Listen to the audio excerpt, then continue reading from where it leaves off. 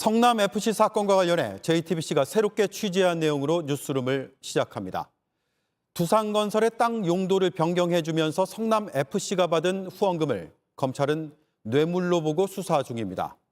지난주 성남시 공무원과 두산건설 관계자가 먼저 재판에 넘겨졌습니다. 저희가 그 공소장 내용을 파악했습니다. 이재명 당시 성남시장이 공모를 넘어 사실상 이 사건을 주도한 것으로 검찰은 판단하고 있습니다. 용도 변경으로 생긴 이익의 일부를 되돌려 받을 방법을 찾으라고 직접 지시했다. 또 구체적인 계획도 세웠다. 공소장에 이런 내용이 담겼습니다. 검찰이 이 사건을 어떤 시각으로 보고 있는지를 명확하게 알 수 있습니다. 첫 소식 박병영 기자입니다. 2015년 7월 성남시가 상업용지로 용도를 변경해준 두산건설의 건물입니다. 검찰은 이 대가로 두산건설로부터 받은 50억 원의 성남FC 후원금을 뇌물로 보고 당시 성남시 담당 공무원과 두산건설 관계자를 지난주 재판에 넘겼습니다. JTBC가 이 사람들의 공소장 내용을 파악한 결과 검찰은 성남시장이던 이재명 민주당 대표가 사실상 주요 과정을 지휘한 것으로 판단했습니다. 기부 체납 외에 성남FC 운영자금을 현금으로 받을 적법한 수단이 없다는 내용의 보고서에 이 대표가 용도 변경 이익 중 일부를 환수할 방안을 검토하라고 직접 기재했다고 적었습니다. 그러면서 최대한의 이익을 확보하라고 담당 공무원에게 지시했다는 겁니다. 또 이 대표가 당시 정진상 정책실장 등과 기부 체납 10%에 현금 50억 원을 받는 일안과 기부 체납 5%에 현금 100억 원을 받는 이안까지 수립했다고도 했습니다. 검찰은 성남FC 직원 등에게 후원금의 성과금을 지급하는 과정에도 이 대표가 개입했다고 봤습니다. 성과금 지급심사위원장을 성남FC 대표이사에서 성남시 국장으로 바꾸도록 손글씨로 계획서를 변경했다는 겁니다. 이 심사를 통해 성과금을 받은 3명은 이재명 대표의 측근으로 알려진 사람들입니다. 이재명 대표 조사를 앞둔 가운데 검찰이 이 대표를 재판에 넘기기로 이미 방침을 결정했다는 해석이 나옵니다. JTBC 박병현입니다. 네, 이재명 민주당 대표 측은 땅의 용도를 변경한 건 성남시의 업무고 광고비를 받은 건 성남FC의 업무여서 별개라고 주장을 해왔습니다.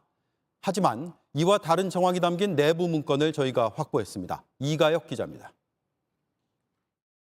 JTBC는 2015년 9월 작성된 성남FC 주간 업무 보고서를 입수했습니다. 마케팅 사업부, 즉 광고 유치 부서의 이듬해 목표액 부분이 나옵니다. 자체 광고 수입으로는 20억 원을 벌겠다고 적었습니다. 그 아래 이 구단 자체 수입과는 별개로 시 연계 수입이라는 문구가 눈에 띕니다. 시 연계 수입은 115억 원으로 적혀 있습니다. 보고서가 작성된 시점은 성남시와 두산건설 사이에 체육 등 공공부문에 기여한다는 양해각서가 체결된 직후입니다. 곽선우 전 성남FC 대표는 시 예산 지원과는 별개로 시 연계 수입이란 항목은 결국 성남시청이 가져온 후원금을 뜻하는 것이라고 주장했습니다. JTBC는 이 115억 원이 성남시가 시의회 승인을 받아 공식 지원하는 예산이 아닌지 확인해봤습니다. 시 공식 지원 예산은 시지원금이라는 또 다른 항목으로 경영지원부가 처리하고 있었습니다. 그동안 이재명 민주당 대표나 정진상 실장은 성남FC는 별도 주식회사로 광고 업무는 독립법인 고유의 영업행위라고 주장해왔습니다. 성남시가 기업 민원을 해결해준 대신 성남FC 후원금을 받았다는 건 허위라는 겁니다. 하지만 이 문건을 확보한 검찰은 시 연계 수입이란 항목이 이 대표 측 기존 주장과 배치되는 증거로 보고 있습니다. 이 대표 측과 곽 전 대표 입장이 평행선을 달리는 가운데 곽 전 대표는 정진상 실장을 비롯해 과거 함께 성남FC에서 일한 이들에게 미안한 마음이 들지만 구단주 역할을 하고 후원금을 유치한 사실을 있는 그대로 인정하고 대가성 여부는 법의 판단을 받으면 될 것이라고 말했습니다. 정 실장은 홍보 대가로 기업이 축구단에 지불한 광고비라며 땅 용도 변경과 광고비는 무관하다고 입장을 반복했습니다. JTBC 이가혁입니다. 네, 성남시와 두산건설 관계자들에 대한 검찰의 공소장이 사실상 이재명 대표의 공소장으로 해석되는 이유는 또 있습니다.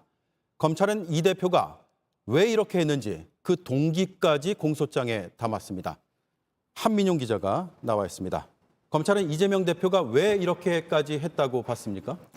네, 먼저 2015년 성남시장이자 성남FC 구단주로서 이재명 대표가 한 인터뷰 기사를 하나 보여드리겠습니다. 네.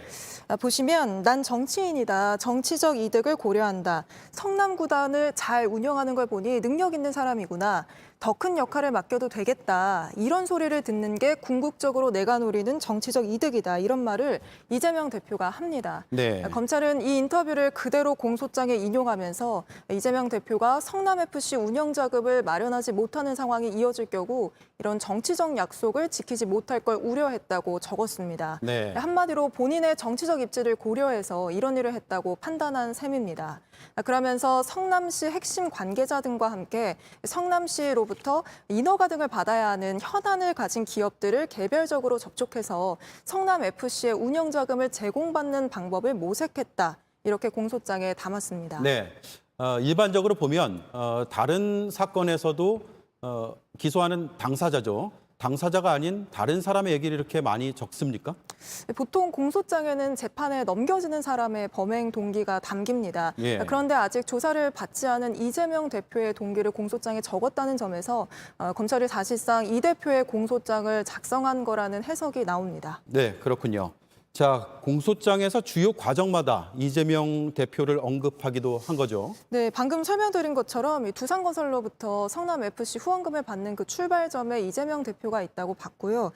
또 앞서 박병현 기자 리포트로 본 것처럼 검찰은 용도 변경 이익 일부를 환수할 방안을 검토하라고 직접 지시한 것부터 구체적인 방안을 수립하는 과정, 또 성남FC 직원 등의 성과금 지급위원장을 바꾼 이런 모든 것에서 주어를 이재명 대표로 좀 작성을 했습니다. 예. 그러니까 이번 공소장을 보면 사실상 이재명 대표가 이번 사건을 주도한 것으로 검찰이 보고 있는 것으로 보입니다. 물론 여기에는 이재명 대표를 재판에 넘기겠다는 검찰의 의지가 담긴 걸로도 볼 수 있겠습니다. 자, 그러면 이재명 대표 측의 입장은 뭡니까? 저희가 취재한 내용을 놓고 오늘 이재명 대표 측에 좀 입장을 물었는데 기존에 냈던 입장으로 가름을 해달라는 답을 받았습니다. 네. 이재명 대표 측은 큰 틀에서 성남시가 한 용도 변경과 성남FC의 후원금은 별개다 이런 입장을 밝혀왔고요. 또 대가성이 아닌 정당한 광고비 유치였다 이런 주장도 해왔습니다. 이재명 대표 측에서 오늘 저희가 보도한 내용에 대해 구체적인 입장을 또 전해오면 다시 한번 전해드리도록 하겠습니다. 네, 알겠습니다. 네. 한민용 기자였습니다.